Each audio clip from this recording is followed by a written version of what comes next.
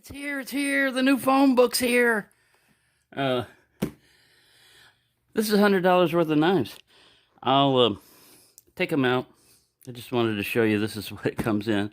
You know, I'm thinking, wow, you know, $100. I thought it would be like a huge box, a big box of knives. But if you think about it, $100 worth of knife could just be one knife in one box. So it's got that going for it. So let me get this thing out and onto a tray. Hello and welcome to my channel.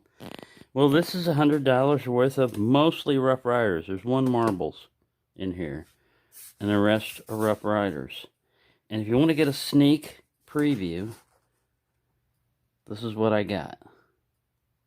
It came out to $108 because the shipping was $7.50, which I heard overseas. You can still try to order these things, and they will ship them overseas. And I'm going to set it up in this arrangement.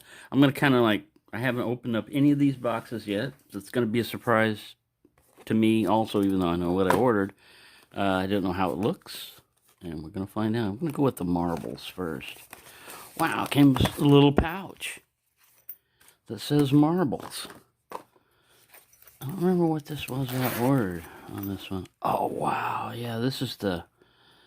They called this, I think, fluted bone. I'm going to have to get my description here.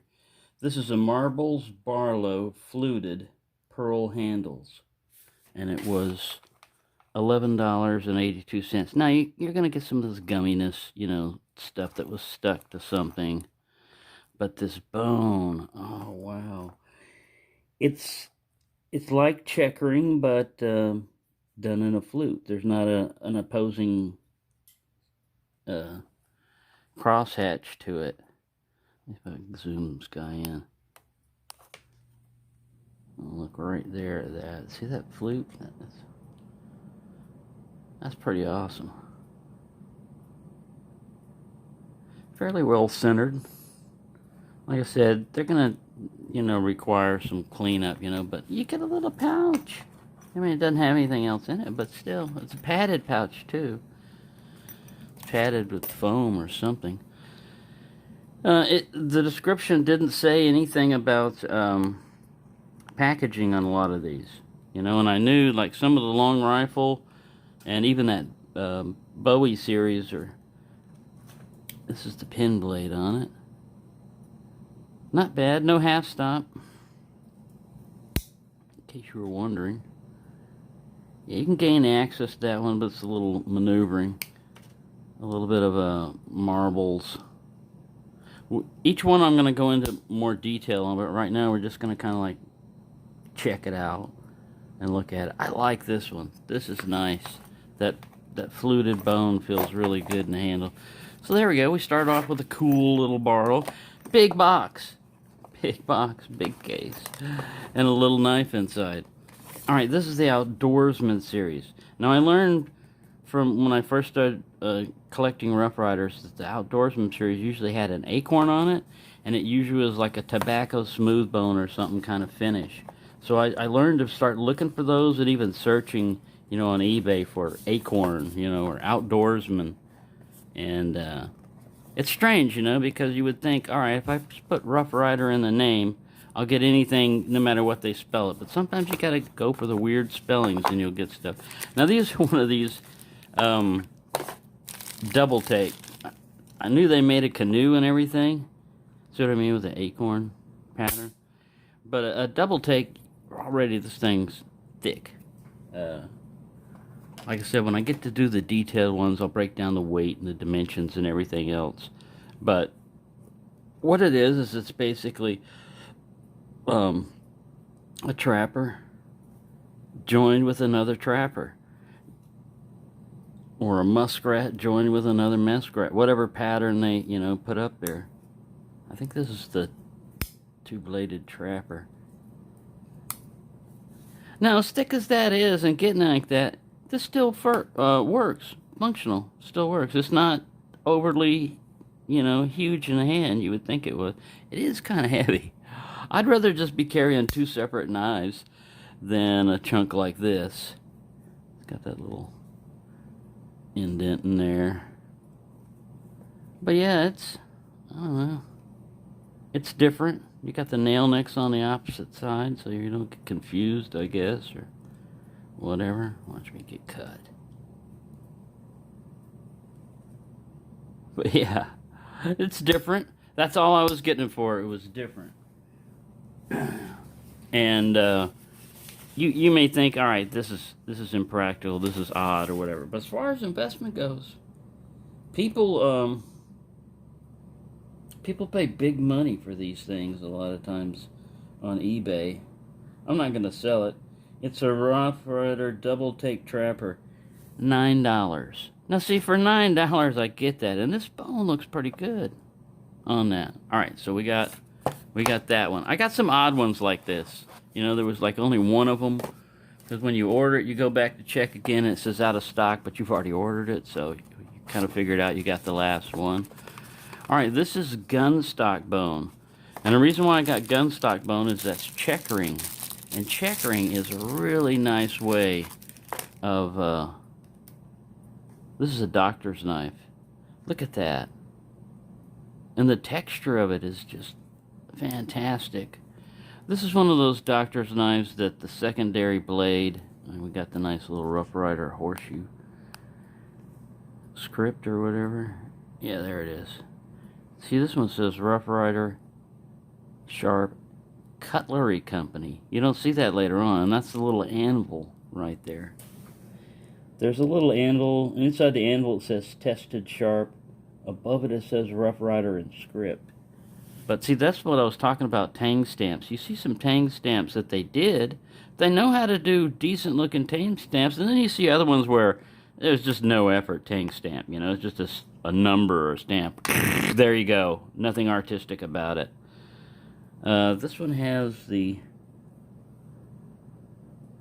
kind of like propeller shapes. Got the wild, crazy guy on a horse again. Rough Ryder. He's in there in the center of the emblem. And as a doctor's knife go, yeah, it has the, you know, the bottom for crushing pills and everything, and it's got a long, you know, slender blade. But I usually like the secondary blade to be a spatula, you know, just to set it off. This is another thing they do away with later on. They stop even etching into the tang, and they just use like a rubber stamp or something. So there's an in-between period time when the model number was right down here, and so if the knife has been used or opened up or anything, boom, model number's gone. You don't know what it is. That's why stamping or an etching is much better. It's more durable. It's just gonna stick around longer. But yeah, that's cool. A little doctor's knife. Let me get the thing unzoomed so we can get back here. Oops, earthquake. They're not gonna stay in these boxes. I take them all out of the box. Now I've got a box of boxes. Let's see what the doctor's knife was.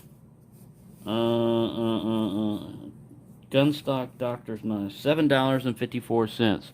Usually a doctor's knife is at least $10 to $15, at least, on up. And anything fancy like Gunstock, so yeah, that was a good deal.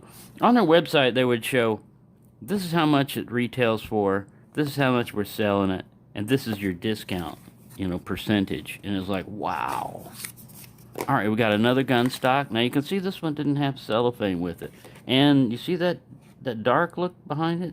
All that is like polishing compound that makes that look like that. Once you clean it up, it's going to look nice. But this is a Gunstock sowbelly stockman. Nice little clip blade. Again, we've got that decent tang stamp there. Sharp tested. Yeah, it's only missing the little drugged out cowboy. But other than that, it would be good. And all these, of course, are going to require cleaning up and oiling and messing with. But you got your little spay blade. And see, they put it on every blade. They etched it on every blade. I think that's just a sign of quality, you know, even if it's an older knife. But, you know, the bean counters get in there and they look at it and they say, how much time are you doing to make that? Oh, it's only just a little bit. Forget it. Too much time. As long as it took you to explain it to me, you've wasted time. So eliminate that procedure. And then after a while, cosmetics start going by the wayside, and it's more just like slab of metal, here you go. Oh, you want a handle on it? That'll be extra. All right, we got to go faster on this. Now here's another barlow that I thought might be pretty cool. This one's supposed to be bark pearl.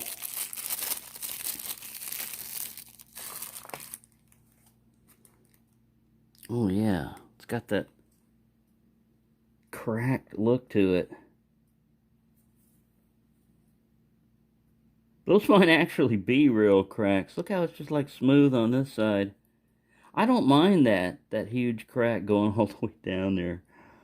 I don't know if they intended that or not, but I think that looks nice. Big, thick, wide. Johnny Barlow. No, it's a bark barlow. Now see, here's one where they started changing it up a little bit. They still have the anvil, but it's on the blade. Focus over here, you. They got a nice match strike nail nick. See that? Isn't that just perfectly fine? Rough Ryder. Nothing super elaborate. And then when they put this on a bolster here, this doesn't look too bad because it's like a horseshoe, you know? It kind of fits in. They blend it in instead of R. Big R. This is what you get to see. This is the most important thing. It's like, man, you forgot on the horseshoe, the sharp tested. Where's the crazy cowboy? You know, all these things that made you unique in Rough Ryder, gone when you start going for saving dollars. They changed the 440 also on the. That's another thing that is probably better etched in a blade. If you want to know what blade still is, see this one's completely naked and nothing on the secondary blade as far as a stamp or a ting stamp or anything. This one, they go with that, and then on the other side they say 440 razor, and this is kind of like a little bit laser etched or something. At first time when they did it, it was just rubber stamped, and I think they went through their stock and etched them. I'm not sure, you know, about the whole progression of their stamps and everything. I just noticed from different model numbers. But yeah, this is another nice one. This kind of looks like something that was applied onto a base, but it's not bad. Like I said, this looks kind of like old cracked paint and stuff. Kind of cool. So yeah, that's what I'm going for a lot of times. These things, you can't find them, and when you do find them, they want an arm and a leg, and they've been used, or, you know, this is just a rare opportunity, I'm saying. Alright, so let's get to another little Rough Ryder. See, and the colors change too. There's kind of a progression of colors, you know. They have like a lighter one, and the blue ones are going for a while, and then they get into the magnetic. Alright, now this is a lockback. I think this is what Tobias calls a canittler. A canoe that's a whittler. I don't know if this one's locked. Yeah, it is. It is locking on the main blade. So you got a main blade. It's about the size of a mini canoe. The main blade locks. What we got is a tang stamp here. Sorry, all this glare. Focus. So it gives a model number in China and razor sharp. And then you got the little guy on the horseshoe. That's cool. That tang stamp. So we got that blade. It's red jig bone. Lock back. Man, you gotta wanna. This is the lock back that never disengages. It becomes a fixed blade after one use. There we go. Yeah, you gotta put some effort in there. You gotta put a dent in your finger trying to get that thing closed. Then we got a little coping blade, it looks like right here. A little coping sheepshook kind of thing. And a pin blade. And again, they're doing the, they're doing the tang stamp on each individual blade on this one. So yeah, that's pretty decent. I'll start leaving them out. I don't know why I'm putting them back in a box. I'll just set them out. And you focus over here. People are going to get like they're blind. That's the way I wake up, blind. All right, let me pause this so you don't have to go through me stacking everything. All right, they're not all making it in the shot. And I got to hurry up, man. I've already spent like 14 minutes just going through these. All right, this is another unusual one. That's probably impractical. Look at all those springs. Because it's one of those five-bladed knives. So yeah, it's wide in the hand. But you do have a selection of knives. You got that guy. You got this little coping guy. See if I can go in progression. Spade blade. Alright, so they start switching the nail necks once you. I was wondering how far they'd go with nail necks on that one. Sheep's foot. And a little clip blade. That's pretty cool. Looks like they all got tang stamps on there. Just verify. Get one in the middle. Yep. They got the Rough Ryder tang stamp. So, it's another weird one. Like I said, I went for some of the oddities. The oddities. Alright, hurry up you. You got more knives to go and less time running your jaw. Flapping it. Oh, now this one I saw on a long time ago on Tobias' channel. He was talking about his Stoneworks collection. And I knew this thing was going to be small. I didn't know it was going to be this small. But this is a little fixed blade neck knife and a Kydex sheath that's going to slice me open trying to get it out of there. Whenever you do this, never grab like this when you're doing something like that. Just saying. Yeah, the chain would have broken with the tension on that. The chain would have broken if I had that around my neck trying to get out. But yeah, it's just a little fixed blade Stoneworks Rough Ryder and a little Kydex sheath with a, like I said, this chain would have snapped. There's a lot of tension in that. That'll take some working on. But yeah, they have another one of these in a jigged handle. I just like the Stoneworks, and I knew how hard it is to get. Like if you're going for a collection, say, oh, I'm not going to collect everything. I'm just going to collect this one series, and then you find out that yeah, this guy is unavailable. It's hard to find. I think it was like $9. So there we go. We got a little neck knife that will break your neck trying to use it when you pull that cord. One's going to give. Either your neck's going to snap or the chain. It's just kind of like a Russian roulette with that one. All right, we got another double take. I think this one's a muskrat. A double take muskrat. In the yellow delrin. So yeah, we got the horseshoe. See, this tang stamp has everything we need. Except for, instead of just doing Rough Riders in a stamp, they could have done it in the script. If they'd done it in the script, they'd have everything. They have the horseshoe, you got your little tested sharp, and then you got the guy on a horse going crazy. The horse is going crazy, he's going crazy, and he's got a gun. So, I'm just saying. So yeah, this is a muskrat. And this is like if you're really knee-deep into muskrats. Because the idea behind a muskrat is two blades that are identical. So with one dulls, you go to the other one. Well, now you've got four. So you're into a lot of muskrats. Each knife is kind of specialized. This one's for when you're really into muskrats. As a matter of fact, don't even mention the word muskrat around him because he's seen and slaughtered muskrat so much.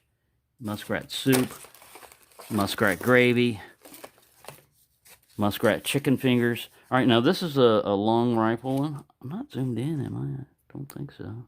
Yes, I am, idiot. This is another, not Rifleman, long rifle series. Comes in a little sleeve, and this is set up for more of a musket flintlock type of thing, you know. It's still a rifle, so it's got rifling. It's not a musket smoothbore, but you've got all the old load it yourself type of stuff going on here. And this one is is this one? I think this is one of those, yeah, multi-blade guys.